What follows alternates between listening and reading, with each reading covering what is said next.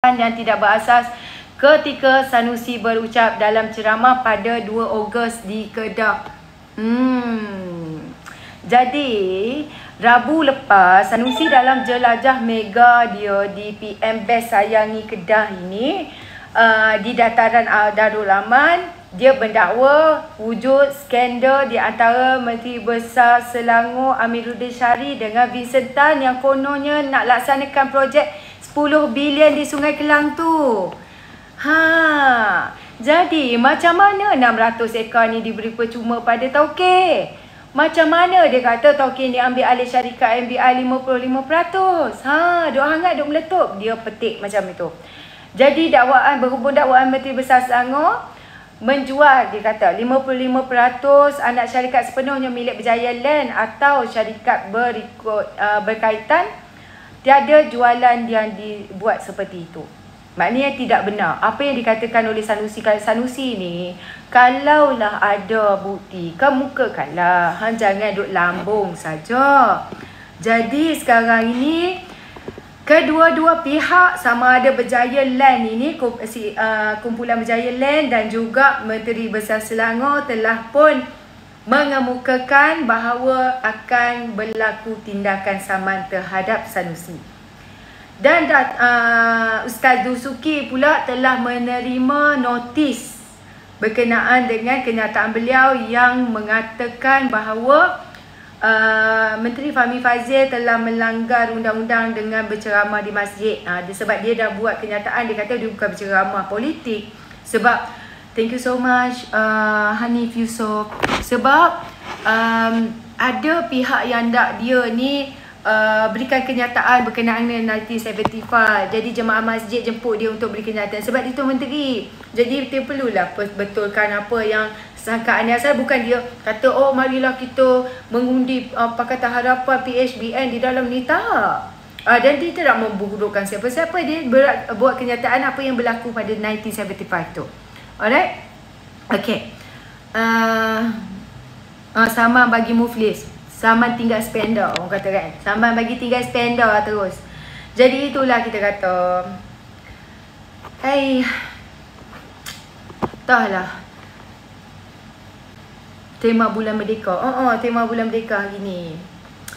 Okay, kita masih lagi tunggu calon daripada, saya takut saya membebel nantikan, saya tak sedar bahawa nanti ada calon kita dah masuk. Tapi saya masih menunggu lagi.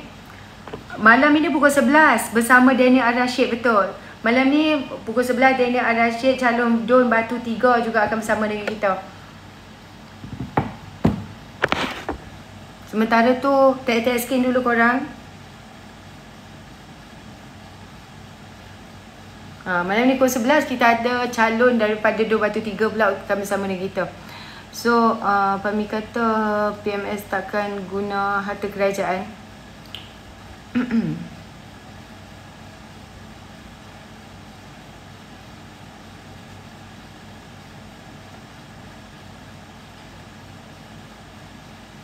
Tajuk RE. Thank you Siti. Tak, berkenaan dengan tajuk RE yang awak kata tu, sebenarnya saya dah WhatsApp lagi sekali Abang Syam berkenaan dengan Datuk Saifuddin Nasution. Dia kata Datuk Saifuddin Nasution telah pun aware berkenaan dengan itulah kan, apa ni, dengan nak bawa ke TikTok kita ini, supaya kita membincangkan berkenaan dengan RE dan banyak lagi yang kita nak bukakan di TikTok ni. Tapi sabar dulu, kita tak ada tarikh lagi sebab yelah sekarang ni kan musim duduk berkempen. Jadi insyaAllah lah.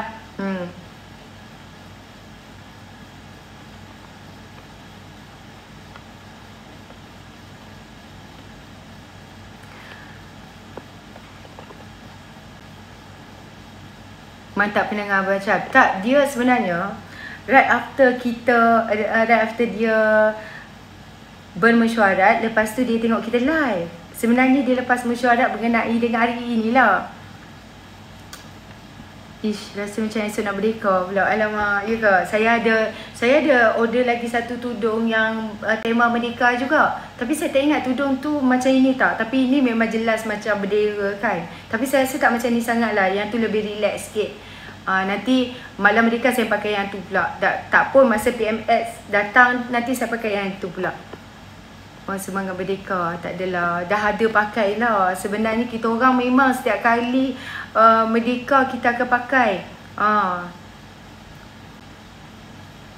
Tundur lambar roket, tak ada masalah, lambar roket pun saya boleh pakai, insyaAllah. Okay, saya masih menunggu lagi jadi ke tak calon kita yang wakil mempelam ni. Itulah, beg kuning tak ada awak ni. Okay, sementara saya menunggu, saya review lah apa yang terjadi hari ni kan. Sementara menunggu kita punya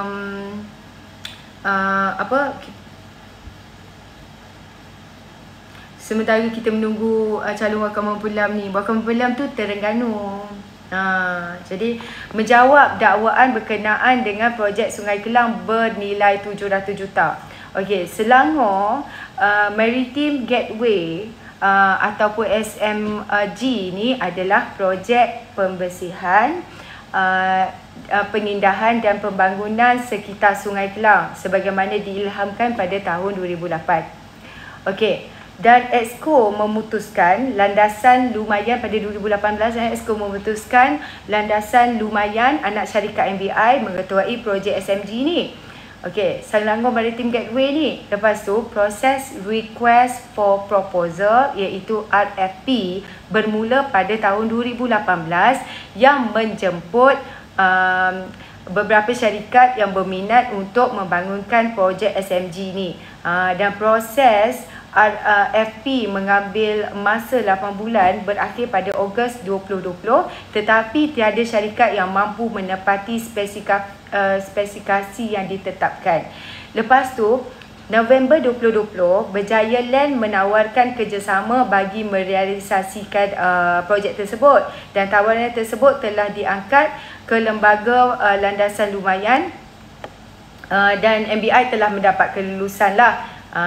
Jadi dia kenalah tengok apa sebenarnya yang kronologi dia. Jadi kan, selain daripada usaha pembersihan, LLSB ni juga mengenal pasti tanah milik kerajaan negeri yang berpotensi untuk dibangunkan supaya hasil pembangunan dapat dimanfaatkan ke atas usaha-usaha pembersihan dan pemulihan. Lepas tu pada tahun 2019, proses Request for Proposal bagi tanah-tanah yang telah dikenal pasti telah dilaksanakan. Sebanyak 98 syarikat telah dijemput, tapi tak ada syarikat yang berminat dan menepati kriteria yang ditetapkan, memandangkan keadaan tanah itu memerlukan kos pemulihan dan infrastruktur yang tinggi. Dan susulan daripada itu, LLSB ni dia telah terima cadangan daripada Berjaya Land Berhad untuk menjalin kerjasama strategik untuk membangunkan Sungai Kelang secara holistik, yang bukan saja melihat kepada pembangunan hartanah tetapi juga usaha-usaha membersihkan dan juga memelihara. Okey, belum masuk lagi kita punya tu. Okey, lepas tu dengan terjalinnya kerjasama tersebut, satu syarikat bertujuan khas ditubuhkan pada 22 Disember 2020 iaitu Landasan Lumayan Berjaya Sedia Berhad dengan pegangan saham sebanyak 55% oleh Berjaya Hartanah Berhad dan 45% oleh LSB. So, kerjasama strategik dengan Berjaya Land Berhad ini memperoleh kelulusan di peringkat ahli lembaga pengarah LLSB, MBI dan seterusnya diangkat ke peringkat kerajaan negeri melalui mesyuarat Majlis Tindakan Ekonomi Selangor. Dan kelulusan akhir di peringkat Majlis Mesyuarat Kerajaan Negeri. Jadi, korang ingat tak kejadian banjir besar yang berlaku pada Disember 2021. LLSB ni telah mengangkat satu kertas cadangan kepada kerajaan negeri berhubung dengan projek pendalaman dan pelebaran Sungai Kelang itu yang bertujuan untuk mengangkat kapasiti Sungai Kelang bagi menangani isu pencemaran dan banjir itu sendirilah. Jadi kalau kita nampak lihat urus daripada agensi berkaitan, thank you, agensi berkaitan dan juga Lembaga Urus Air Selangor dan pihak perunding, dan anggaran keseluruhan projek adalah bernilai 700 juta. Korang tengok, itu adalah meliputi keseluruhan yang pendalaman dan pelebaran Sungai Kelang. Saya difahamkan sepanjang 56 km. dalam tempoh 5 tahun dan ini dilaksanakan secara berperingkat. Saya rasa tak masuk dah kita punya tetamu. Tak apalah. Sebab dah pukul berapa Dah pukul 10.30 dah kot. Tak apa. Kita tunggu aja pukul 11. Suara jelas, dah jelas tak macam tadi. Oh ya ke? Tadi tak tahu. Isu dah laporkan, kami Rudin dah explain. Esok juga kita pukul 11 kita akan bawakan MB Selangor ke room kita. MB Selangor dekat room kita esok. And then jumlah ini dibiayai melalui tanggungan premium tanah. Mana tanah yang bakal dibangunkan berjumlah 117 juta, tanggungan hutang 54 juta dan selebihnya melalui penerokaan pembiayaan oleh MBI. So setakat ni tak ada sebarang suntikan tunai daripada kerajaan negeri seperti yang didakwa. Dan kedudukan Datuk Seri Amiruddin Syari ni dan YB Izham Hashim adalah bagi mewakili kepentingan kerajaan negeri. Supaya apa? Supaya projek ni dilaksanakan secara telus, dilaksanakan secara teratur. Untuk mendapati apa? Matlamat kerajaan negeri itu sendiri. Jadi inilah yang dikatakan fitnah yang sengaja diada-adakan bila tiba pilihan raya ini. Dah dia tak ada modal nak main isu kononnya kegagalan negeri Selangor. Dia adakan isu kononnya dia kaitkan dengan inilah Syekh Vincent Tan ni dan sebagainya. Jadi itulah. Esok kita akan dengar sendiri daripada mulut MB Selangor iaitu Datuk Seri Amiruddin Syari.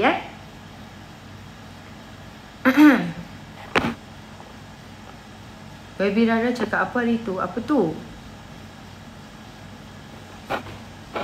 Korang ni tak ada modal langsung lah. Saya kesian lah korang ni. Memang tak ada modal sampai korang ni dengan kumpulan berjaya dan lapor polis terhadap Sanusi kerana memfitnah mengaitkan syarikat tu dengan MB Selangor. Thank you baju kita.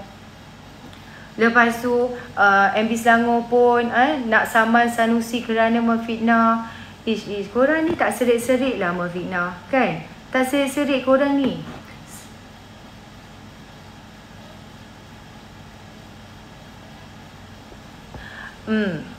Itulah, okey. Dua memorandum saya nak wawarkan di sini mengenai dua memorandum persefahaman MOU telah dimeterai sempena lawatan Sultan Brunei Sultan Hassanal Bolkiah selama 3 hari ke Malaysia. Dan MOU itu adalah kerjasama dalam bidang belia dan sukan serta kehakiman syariah dalam satu perjanjian. Thank you Mas Mona. Dan satu perjanjian treaty berkaitan dengan pemindahan antarabangsa bantuan ITOC. Dan pertukaran MOU dan perjanjian treaty itu berlangsung di Sri Perdana Putrajaya yang disaksikan oleh Perdana Menteri Datuk Seri Anwar Ibrahim dan Sultan Brunei Sultan Hassanal Bolkiah. Jadi Malaysia Brunei memeterai MOU untuk memperkukuhkan kerjasama dalam bidang belia dan sukan serta kehakiman syariah. Okey. Saya ada nampak satu posting oleh Ustaz PAS iaitu Syamsul Zaman ni. Dia ada mengatakan, dia kata Nabi Muhammad SAW pagi hadiawan sebagai Tok Guru. Mungkin korang boleh tengok balik posting dekat Facebook itu benar atau tidak. Kalau korang masih lagi Wabi Rara tersasu ke tu? Apa kau mengarut Wabi Rara ni kat sini? Okey, saya nak ulang lagi. Ada seorang Ustaz PAS ni, dia telah mengeluarkan kenyataan seperti berikut. Saya bagi korang dengar sendirilah. Nabi jumpa dengan dia dalam mimpi. Nabi kata, wahai tuan guru, teruskan bendera bulan Islam sampai ke akhir hayat kamu. Terus perjuangan Islam ini. Jangan tinggal. Ini perjuangan yang betul. Dapat ru'yah daripada Nabi SAW, bukan main-main. Kalau berlawak amat kecek tu, dia boleh tanya tu jadi hidup lagi.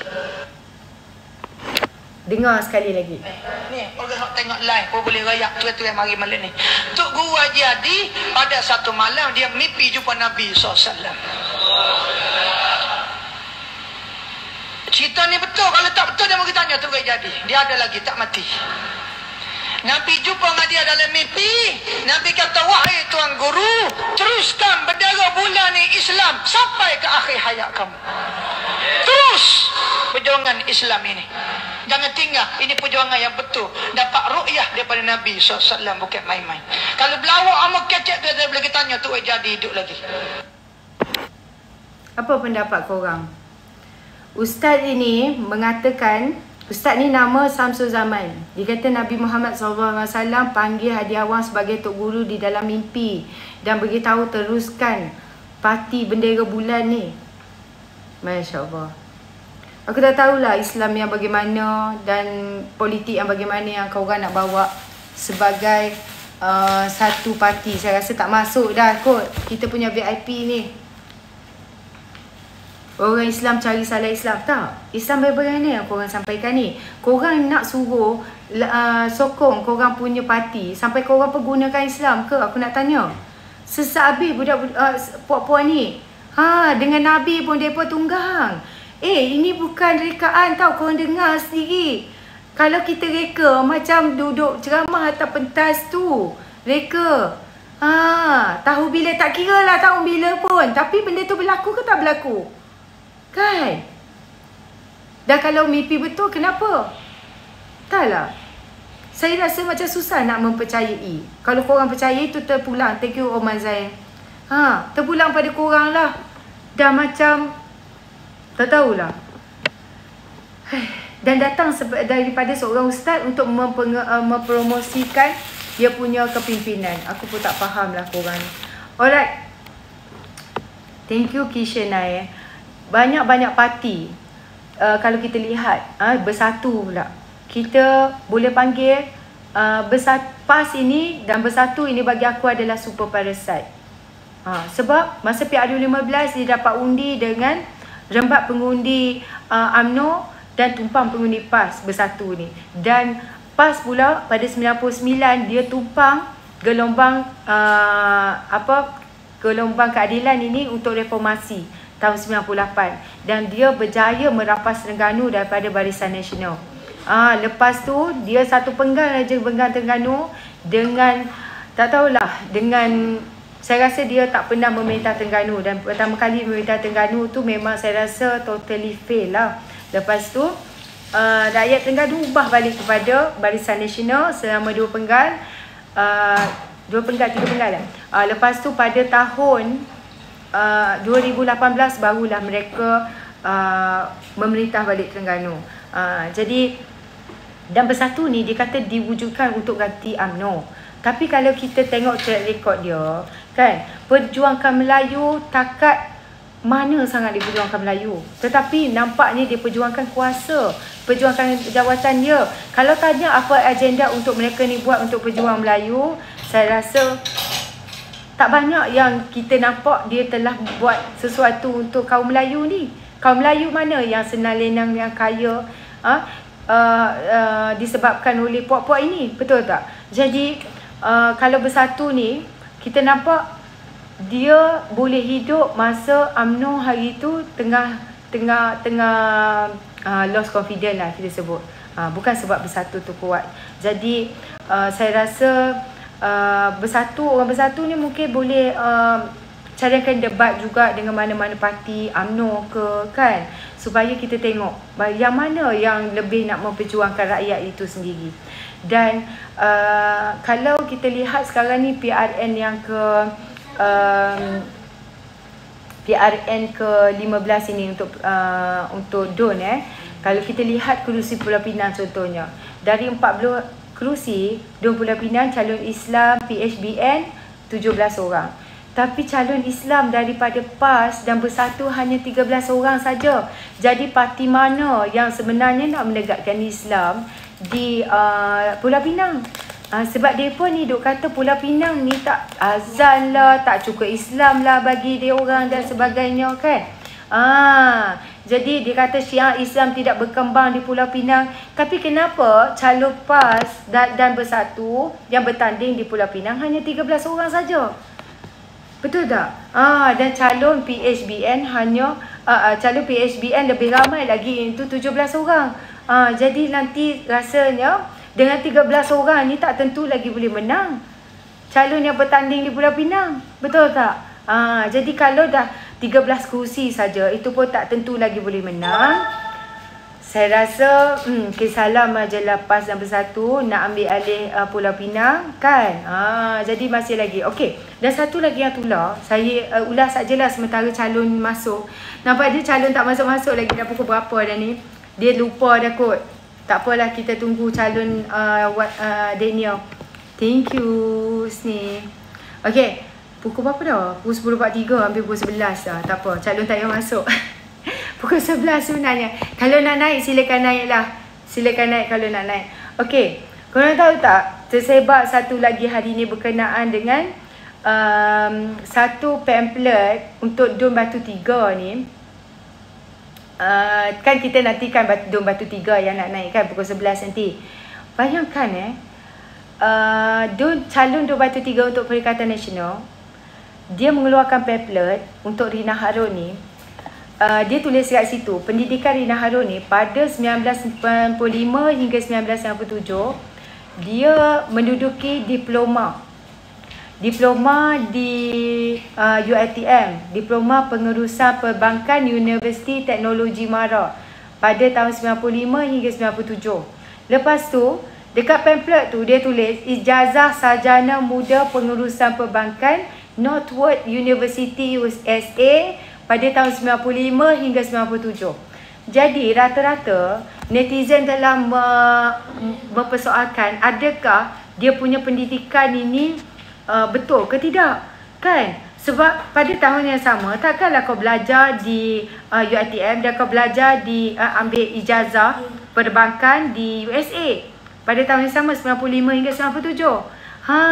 Jadi itulah Doraemon ni mungkin dia ada pintu ajaib. Kalau Doraemon ada pintu ajaib, mungkin dia daripada UiTM siang, malam dia pergi USA untuk belajar ijazah. Saya rasa begitulah kan. Tak tahulah.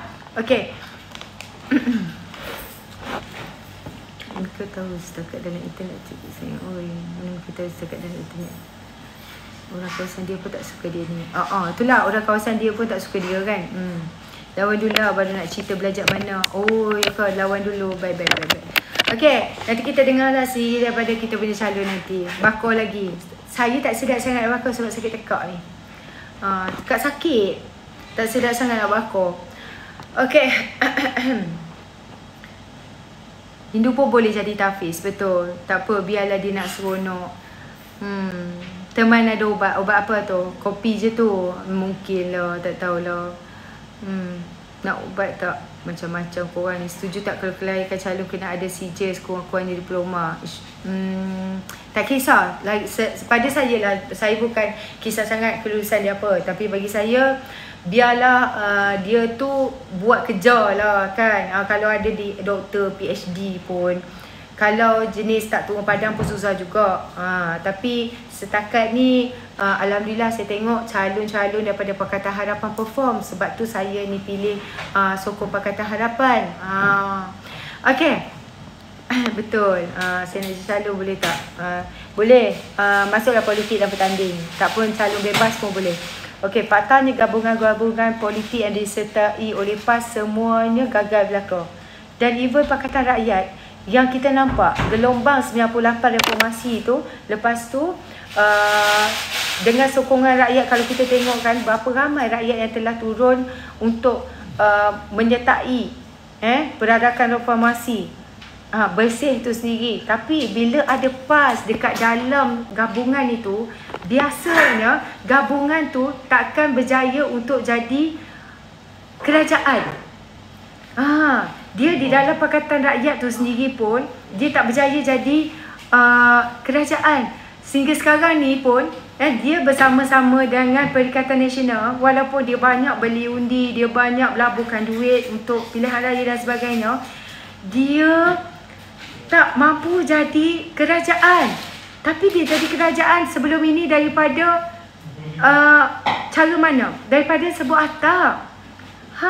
Daripada sebuah atap dia jadi kerajaan sebelum ini. Jadi kau bayangkan tak? PAS ini dia bergabung dengan siapa-siapa pun bila terima daripada Gagasan Sejahtera.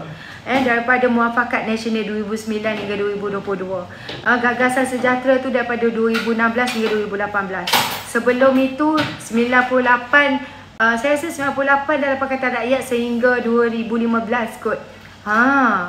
Masih lagi siapa saja yang bekerjasama dengan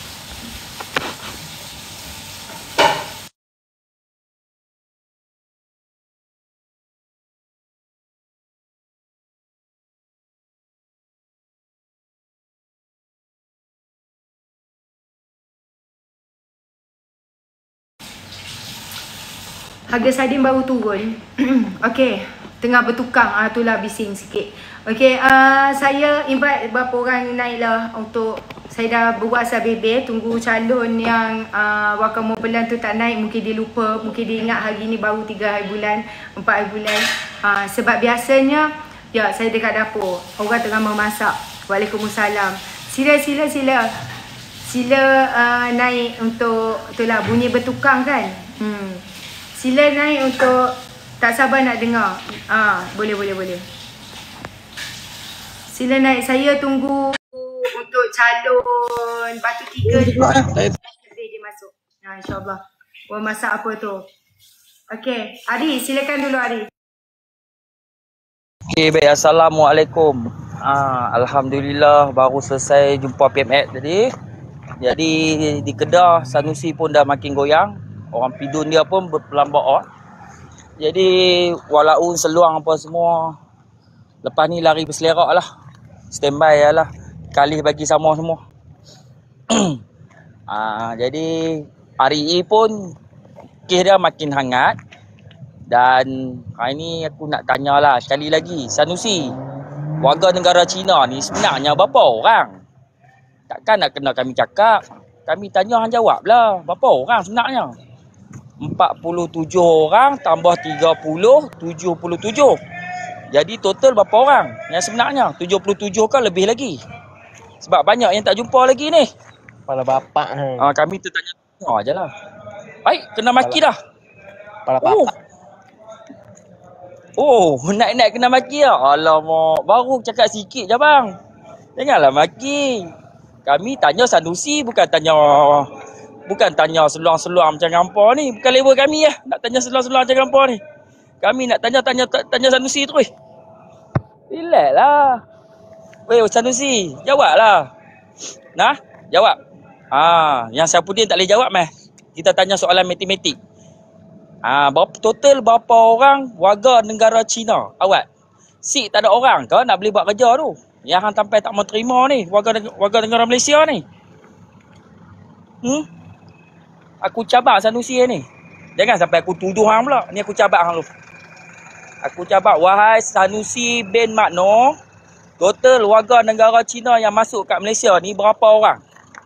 77 orang ke ataupun lebih ataupun kurang? Kami tak tahu sebab hang selalu abang tak tahu tu kami tanya hang. Okey, sekian dulu Ustaz. Okey, dia suruh hang cabar sambil buka kamera sebenarnya. Sementara kita tunggu calon Don Batu 3 ni masuk. Dia sebenarnya tak ada apa. Seluang ni, walau-walau ni, dia tak ada isu dia nak bawa selain daripada dia nak ronda-ronda dulu. Lepas tu dia rasa dia boleh masuk dan sound-sound dia lari macam tu aja. Kasar marah tu terus jadi lari. Dalam mute duk cabar-cabar pula. Mute apa? Okey, kejap saya. Sebab handset aku satu lagi bateri habis. Kalau bateri tak habis aku dah buka cam dah siap cabar Sanusi. Okey, dia nak balik. Sementara kita tunggu calon ni dia nak balik dah. Okey, silakan. Apa benda dia ni naik terjun. Kau ni memang jenis suka jenis berlatih untuk terjun tiruk ke? Untuk sukan Olimpik ke? La ilaha illallah. Pakar terjun Anjal. Ni bukan Anjal lah tu. Pakar terjun gunung tu. Jadi ada orang naik? Tak ada. Okey, jadi total REE yang telah berlaku tentang kecurian tu berapa date sebenarnya? Sanusi, hang cuba declare. Hang ada kat tapak projek, gambar saya ada lagi. Takkan hang tak tahu nilai dia. Export tu dah export banyak mana? Ni aku baru sebut nama Sanusi, ada banyak nama lagi. Jadi hang export dah sebenarnya export keluar pergi negara China tu dah banyak mana? Siapa yang bayar denda dekat hang? Jawab Sanusi. Banyak persoalan ni. Nak bukti mahkamah ke tak mahkamah, cerita nombor 2 lah ni. Aku tanya hang live. Weh malu weh, 1.2K mendengar, memandang. Jadi sila jawab 2 persoalan. Hang dah ekspor banyak mana? Bawa keluar. Kalau hang ada penyata lah. Lepas tu berapa warga negara China yang hang dah bawa masuk dalam ni?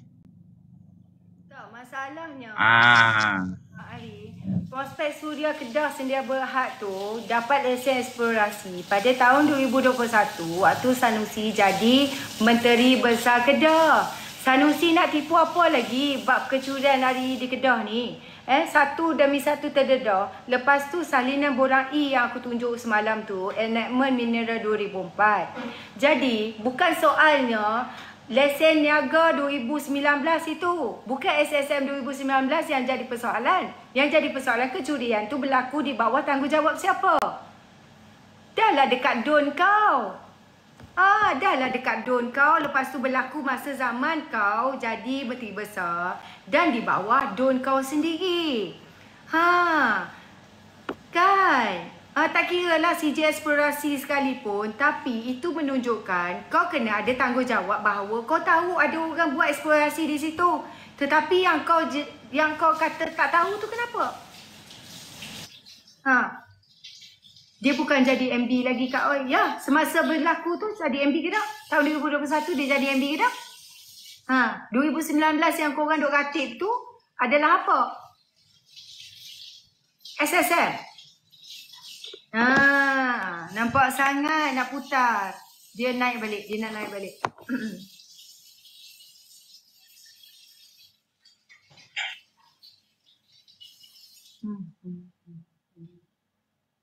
Itu je kalau nak seluang. Dia nak seluang ni jaraknya berenang. Jadi takat level macam tu nak main sembang, tak payahlah. Kalau bawa Syafiq Alim pun, bawa Syafiqah tu pun dia tak boleh jawab benda-benda macam ni. Bawa Badak pun dia tak boleh jawab benda-benda macam ni. Kami yang bawa memorandum tu. Anak bawa sekpor dia. Pun sekpor dia tergagap. Bawa sekpor Sanusi. Mau terkencing. Dia nak jawab. Aku tak faham satu perkara. Sebenarnya mereka ni duk ratib berkenaan tahun 2019, tahun 2019, tahun 2019. Tapi penyokong PAS ni jangan sorak awal sangat. Kononnya Sanusi ni tak terlibat pada tahun 2019.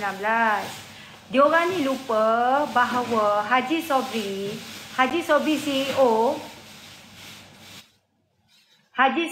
CEO Prospek Suria Kedah Sedia Berhad ni masuk Board of Director pada tahun 2021 waktu Sanusi jadi Menteri Besar. Dan syarikat itu mula ditubuhkan pada 2019. 2019 yang korang duk ratib tu adalah Kejap bising kejap. Kau cakap dulu Ari. Baik. Lah ni kat sini aku nak cabak Sekpol Menteri Besar sendiri. Mai nak atas, mai jawab. Tak payah buat hero kat room sendiri. Mai dekat room sini. Mai kat room sini kita bagi masa. Mai kita jawab. Aku cabak Sekpol Menteri Besar sendiri. Sembang kemas tak, sembang baik pun tak. Tapi sembang cara sopan. Silakan saya menjemput dengan lapang dadanya. Saya mencabar Sekpol Sanusi, Sekpol MBI ke, tak kisahlah Sekpol benda apa pun, jawatan sekalipun di dalam kerajaan negeri Kedah tu, sila naik di room sini. Silakan, saya berlapang dada nak bertanya dan Nak menjawab pun boleh, saya lebih nak bertanya lah. Menjawab apa benda bukan aku yang ambil. Hampa yang ambil. Jadi saya dengan lapang dadanya menjemput set Paul yang hebat-hebat sikit lah. Janganlah yang seluang-seluang patah tiruk ni tak best. Ada lagi set Paul? Ya, akan tu malah. Dua. La ilaha. Patah tiruk lagi. Aduh, bosan lah. Kau bayangkan semakan SSM pada 5 Mac 2021, Tuan Haji Sobri, CEO MBI bersama Nizamuddin dilantik menjadi ahli lembaga pengarah syarikat tersebut. Lepas itu tahun yang sama juga, syarikat tersebut mendapat lesen eksplorasi pada 2021 lesen eksplorasi mineral REE di hutan simpan Bukit Enggang Si Kedah ni. Jadi, kecurian REE terbongkar pada bulan 9 2022 di tapak kelulusan lesen eksplorasi iaitu di kompartmen 12 milik MBI. Tanah itu milik MBI. Jadi yang korang duduk canang-canang tu tahun 2019 tu sebenarnya berkenaan dengan syarikat itu ditubuhkan Prospek Suria Sedia Berhad tu. Tapi kena ingat perjanjian berlaku tahun 2020. Jangan lepas tangan. Ni yang siapa?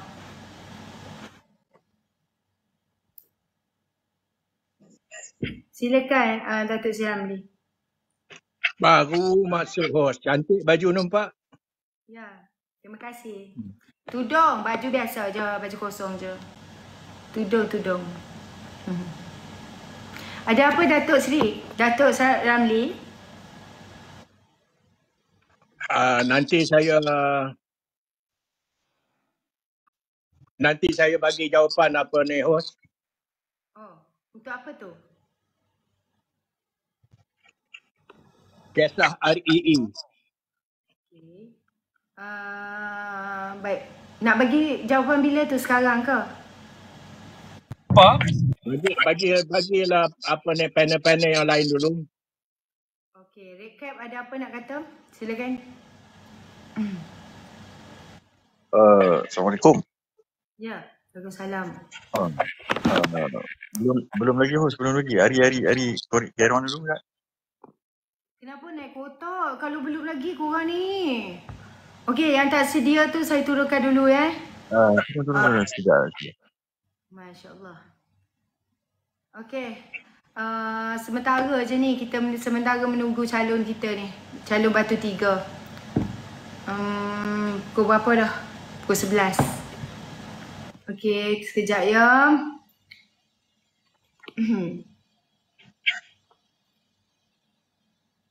Lambung dulu. Masa suara tak berapa nak ada ni. Nak lambung pun tak sedap. Okey, Jaginda silakan. Assalamualaikum. Waalaikumsalam. Kuat sikit suara. Ya, malam ni ada tetamu ke? Ya.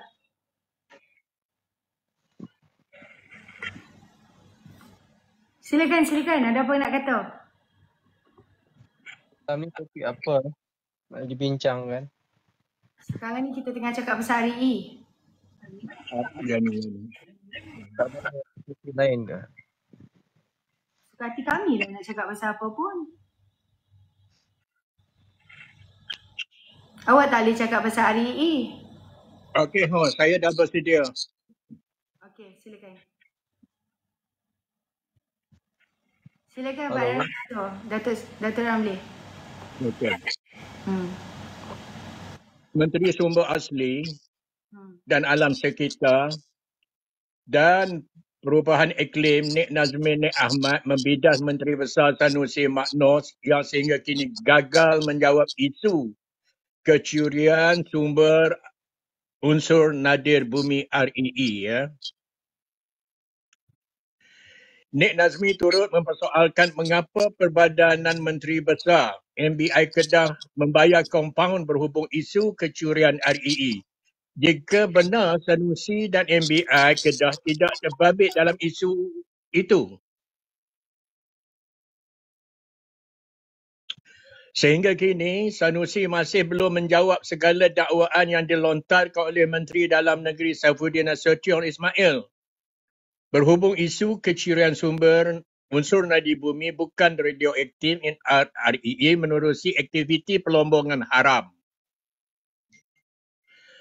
Untuk mengetahui bahawa tanah yang terlibat dalam kes ini merupakan tanah milik MBI Kedah. Nik Nazmi berkata apabila kes pertama pelombongan haram dikesan oleh Jabatan Perhutanan Negeri Kedah, satu kertas siasatan dibuka mengikut enakmen Perhutanan Negara dan kertas siasatan lengkap telah dirujuk kepada pengarah pendakwaan di Kedah. Ya.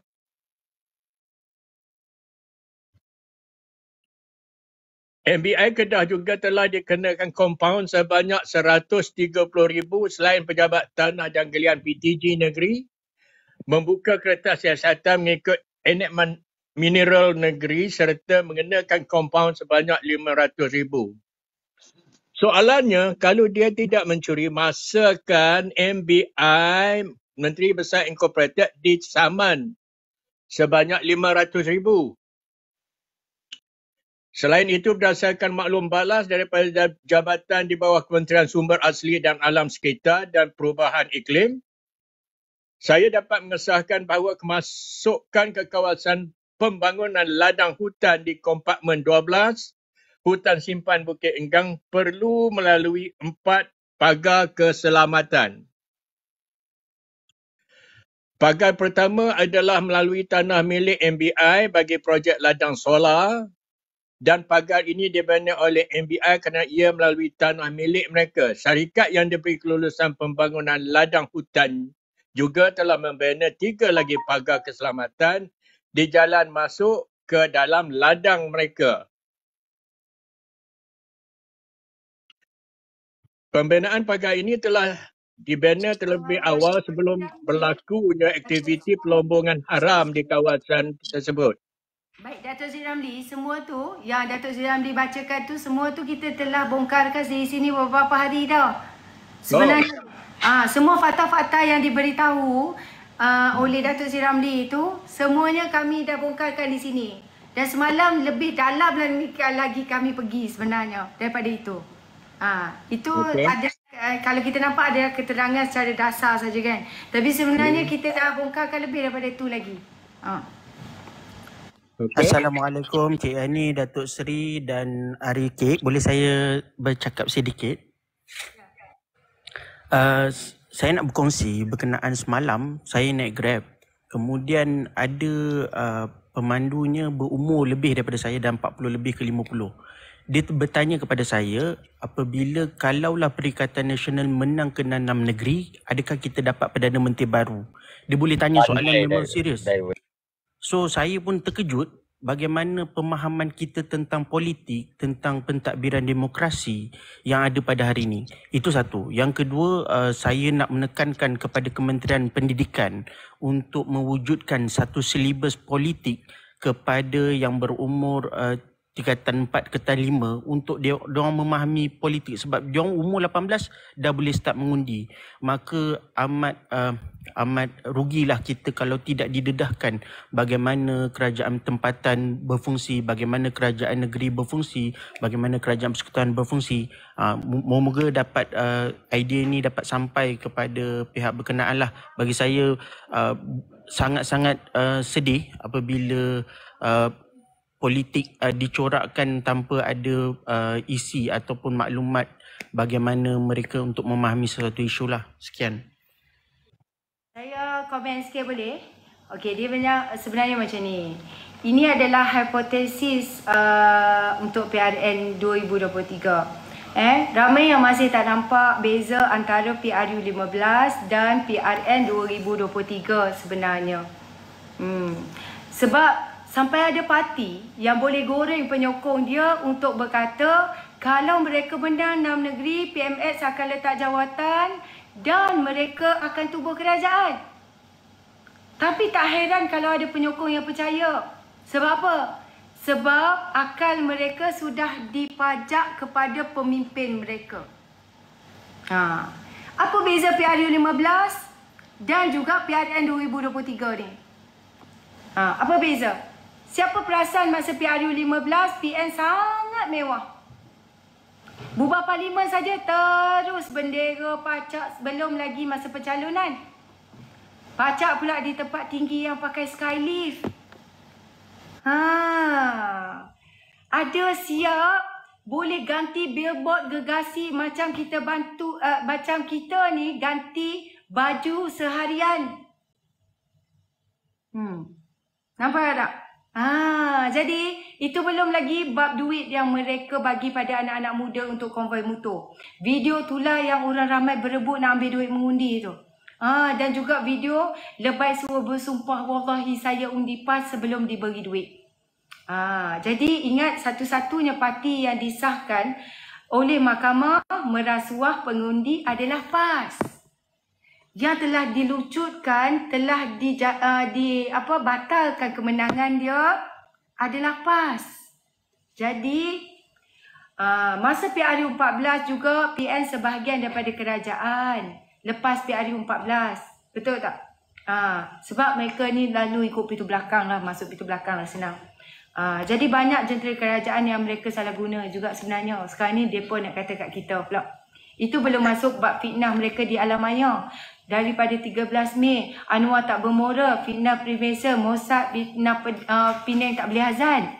Bab fitnah Penang tak boleh azan ni, lah ni dia letak 13 saja calon Islam di Pulau Pinang. Yang lain tu gerakan. Kenapa kau tak bertanding semua PAS dekat Pulau Pinang? Nak tengok. Kau yang terpaling tak azan lah kau kata. Betul tak? Jadi siap. Banyaklah budak pakai skirt lah nanti balas nak sebut. Jadi antara hujah mereka dulu, mereka kata Anwar lemah tak dapat kawal DAP, sedangkan Mahathir pun tak boleh kawal DAP, dia kata. Tapi bila dah tubuh kerajaan, DAP okey saja dengan 4 menteri. Masa Mahathir dulu DAP pegang 6 kementerian. Masa Mahathir dulu. Jadi kenyataan kata Datuk Seri Anwar tak dapat kawal DAP itu sendiri adalah fitnah. Itu belum masuk bab Rafizi lagi. Rafizi kata, berani kata PN bayar influencer sampai 50k seorang masa PRU lepas. Anda tengok sekarang ada tak? Jadi anda tengok influencer PN pakai baju ketat TikTok kali ni. Yang peliknya dia duduk sibuk bab aurat pramugari lah, bab aurat nurse lah. Tapi mereka menggunakan wanita yang pakai baju sendat-sendat duduk menari lagu lepas tu maju ke depan. Nampak tak? Jadi kenapa saya kata peluang untuk PHBN ini menang 5-1 untuk PRN kali ni. Mungkin kita akan menang 5 negeri. Tu saya tak percaya. Saya terpulang kepada korang lah. Kan? Jadi sekarang ni PHBN masuk PRN 2023 sebagai kerajaan, jadi advantage untuk kerajaan itu menang ada. Dan PN pula sebagai pembangkang bila sudah akaun, kita tahu PPBN dah akaun kena beku. Kan? Dan isu kelemahan pentadbiran negeri mereka. Terbongkar pula satu persatu mengenai sakau tanah ni di Terengganu. Di Kelantan tak usah kira lah. Dah macam 80-an kita tengok. Lepas tu di Kedah ni dengan isu REE yang terbaru. Sadar, kelemahan sadar. Dengan kewangan sadar yang lemah. Dan juga tata kelola oleh MB yang Parlimen Perang Kepala Bapak Hang ni. Okey, jadi apa yang kita lihat di sini bab stesen bas Uzo di Kelantan dah banyak lagi lah. Okey, dan orang Melayu, orang beradab. Kita sudah jelas sekarang ni siapa yang derhaka kepada Sultan dan Raja-Raja. Lepas tu boleh tuduh orang lain berkomplot, hendak tangkap dia padahal mulut dia yang celupa. Dah yang buat report tu sendiri adalah istana. Hari ni lepas amaran diberikan polis, masih ada ni Wala Untik pula ikut jejak Sanusi. Heret Raja dalam PRN cherry picking. Kisah 2013. Padahal konteks waktu itu adalah masa PAS di bawah Nizar sebelum amanah tertubuh.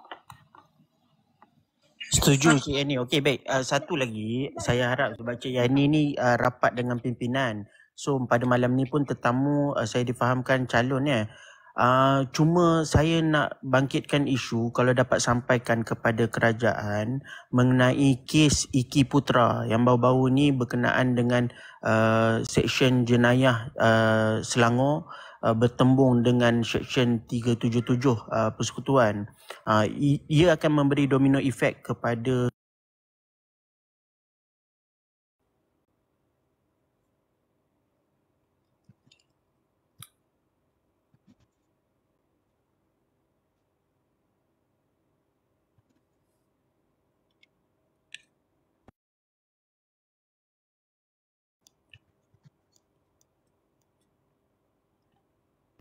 Oh maafkan saya, suara tak ada. Ya Allah, saya termute pula. Assalamualaikum saudara Daniel. Assalamualaikum. Cuma tuan je tak nampak lagi ni. Kejap ya. Bagi saya masa sekejap. Apa boleh. TikTok mungkin kita boleh kita punya perbincangan kita boleh sambung selepas ini, boleh?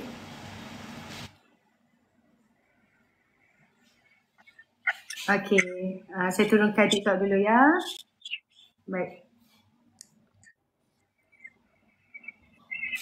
Assalamualaikum. Waalaikumsalam. Okey, apa khabar? Alhamdulillah. Okey, bakat YB dah masuk dah.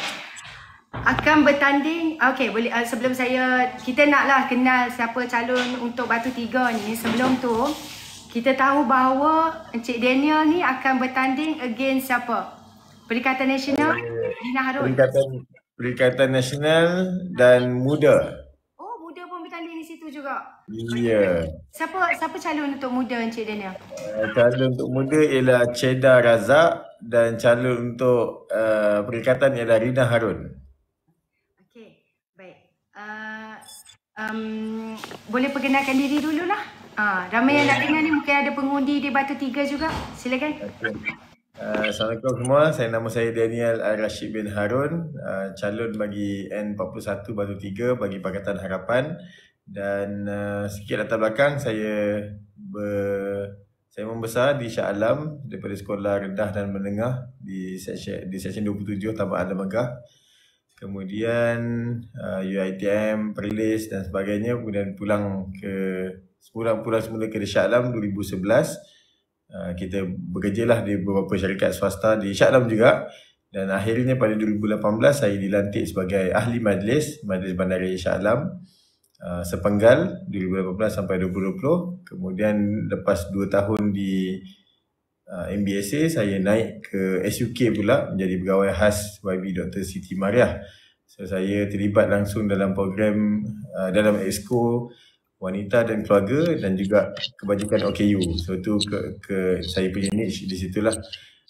Selain daripada itu, dalam masa sama saya buat program-program dan polisi berkenaan dengan OKU tu. Saya dilantik oleh Taylor College sebagai adjunct associate professor untuk berkongsilah pengalaman membuat polisi tentang masyarakat, OKU dalam bidang sosiologi subjek yang diorang ada tu. So itulah sedikit sebanyak, dan soalan